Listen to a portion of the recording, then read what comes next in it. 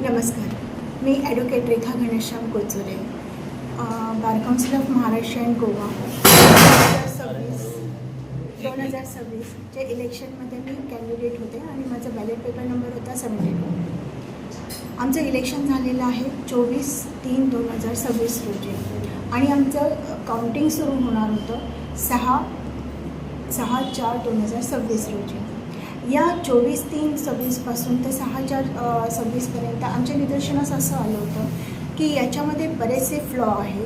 काउंटिंगच्या वेळेस बऱ्याचशा गोष्टी समजल्या जाणार नाही. तिथे बरेचसे फॉल्ट्स आहेत की जेणेकरून जे इलेक्शन आहे ते कॉम्प्रोमाइज होण्याचे चान्सेस खूप आहेत.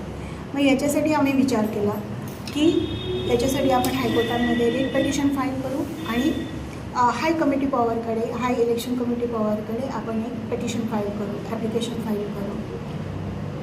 त्याप्रमाणे आम्ही विचार केला की त्याच्यात CCTV जे आहे, जे दोन हॉलमध्ये काउंटिंग प्रोसेस सुरू होणार होती. त्या 2 हॉलमध्ये अनेक टेबल्स होते, ज्यात प्रत्येकी काउंटिंग जो एजंट होता, काउंट करणारी जी व्यक्ती होती बार काउन्सिलने अपॉइंट केलेली, तर ती व्यक्ती आहे तिला 75 असे बॅलेट पेपर दिले जाणार होते आणि ते बॅलेट पेपर आहे ते काउंट केले जाणार होते.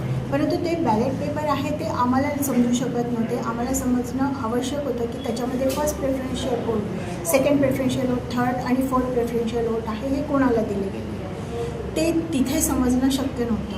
म्हणून आम्ही डिमांड केलेली होती की प्रत्येक टेबलवर CCTV कॅमेरा असणं आवश्यक आहे.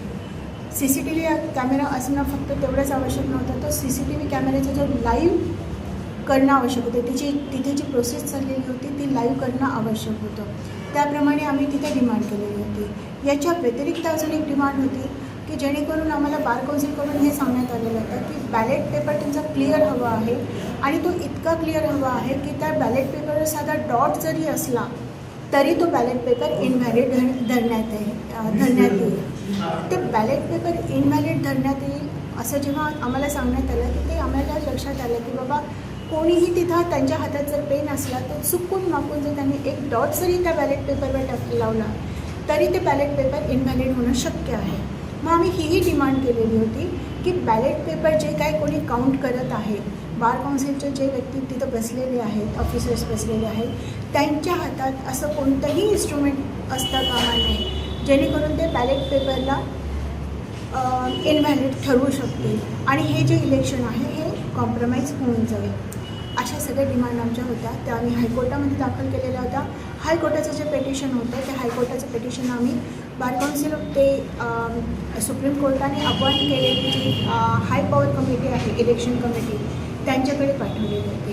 त्याचप्रमाणे हायकोर्टाला 2-3 दिवस सुट्ट्या होत्या म्हणून आम्ही second day immediate bar council जे हाय पॉवरची कमिटी होती, इलेक्शन कमिटी होती, त्यांच्याकडे आम्ही एक वेगळ्या फॉर्मॅटप्रमाणे, त्यांच्या फॉर्मॅटप्रमाणे आमचे ऑब्जेक्शन रेज केलेलं होतं. तिथेही ॲप्लिकेशन दाखल केलेलं होतं. या सगळ्या गोष्टींचा फायदा झाला आणि ह्या सगळ्या गोष्टींचा फायदा होऊन बार काउन्सिलचे इलेक्शन कमिटी जी आहे, हाय पॉवर इलेक्शन कमिटी आहे, त्यांनी आमचे टोटल डिमांड एक्सेप्ट केलेले आहे. आज जी बार काउन्सिलची इलेक्शन काउंटिंग सुरू आहे ती काउंटिंग त्यांनी लाईव्ह केलेली आहे. प्रत्येक टेबलवर त्यांनी CCTV दिलेला आहे आणि आज आपण ती लाईव्ह आपल्याला समजू शकते की काय कुठे कसं चाललेलं आहे, कोणाला कोणते प्रेफरन्शियल वोट मिळालेले आहे आणि कोण किती पुढे आहे, कोण किती मागे आहे. या सगळ्या गोष्टींवर प्रत्यक्ष म्हणजे हे मी केलेलं आहे. पण थँक्स करू इच्छिते मी बार काउन्सिलचे हाय कमिटी चे जे अध्यक्ष आहेत डॉक्टर अजय नाथानी, त्यांना पण मी थँक्स करू इच्छिते.